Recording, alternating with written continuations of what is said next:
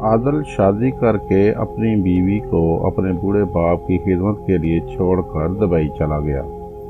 عادل کی والدہ کا انتقال ہو چکا تھا۔ اب اس کے باپ کے پاس عادل کے سوا کوئی سہارا نہیں تھا۔ عادل بھی اپنے باپ سے بہت پیار کرتا تھا، اس لیے اپنی جوان بیوی کو خدمت کے لیے چھوڑ رکھا تھا، ورنہ وہ چاہتا تو اسے اپنے ساتھ لے جا سکتا تھا۔ عادل کی بیوی کا نام صنم تھا اور وہ ایک خوبصورت اور پڑھی لکھی لڑکی تھی۔ عادل اور صنم یونیورسٹی میں اکٹھے پڑھتے تھے۔ ادھر ہی ان کی آپس میں جان پہچان ہو گئی تھی۔ پھر والدین کی مشاورت کے ساتھ ان دونوں کی شادی ہو گئی۔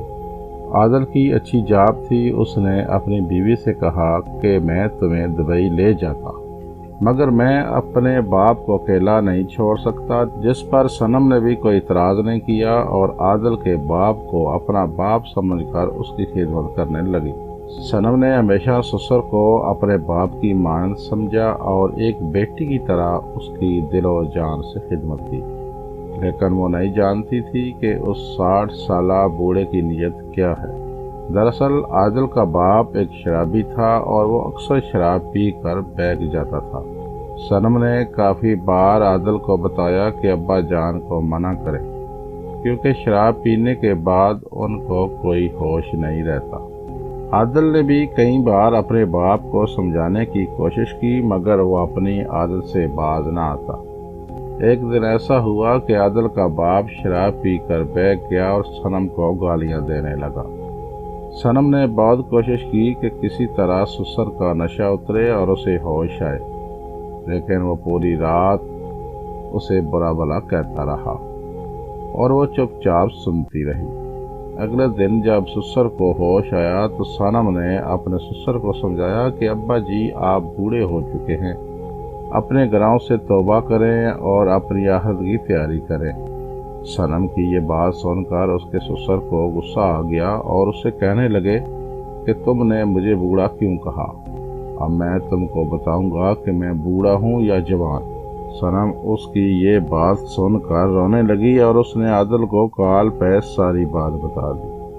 عادل نے کہا تم پریشان نہ ہو، 2-3 دن تک پاکستان آ جاتا ہوں۔ لیکن عادل کو کیا خبر تھی کہ اس کا باپ 2-3 دن تک کیا کرنے والا ہے۔ اگلی رات عادل کے باپ نے پھر شراب پی اور اپنی ہوش کھو بیٹھا، اور پھر وہی ہوا جس کا ڈر تھا۔ وہ نشے کی حالت میں صنم کے کمرے میں داخل ہوا اور کسی وحشی درندے کی طرح اس پر ٹوٹ پڑا اور خوب جنسی تشدد کا نشانہ بنایا۔ صنم نے بہت کوشش کی کہ اس سے کسی طرح جان چھوٹے، لیکن بدبخت اپنی ضد پر قائم تھا۔ اسی دوران اس کے ہاتھ میں کوئی چیز آئی اور سسر کے سر پر دے ماری۔ لگتے ہی وہ بیڈ سے گر گیا اور چند لمحوں میں ہی اس کی موت ہو گئی۔ محلے میں شور شرابہ ہو گیا اور پولیس آ گئی اور صنم کو تھانے لے گئی۔ محلے والوں نے ہی کفن دفن کا انتظام کیا اور عادل کے آنے سے پہلے ہی جنازہ پڑھا دیا۔ عادل جب واپس آیا تو سیدھا پولیس اسٹیشن چلا گیا اور وہاں جا کر اس نے بتایا کہ میری بیوی کا کوئی قصور نہیں ہے۔ پھر پولیس نے صنم کو رہا کر دیا۔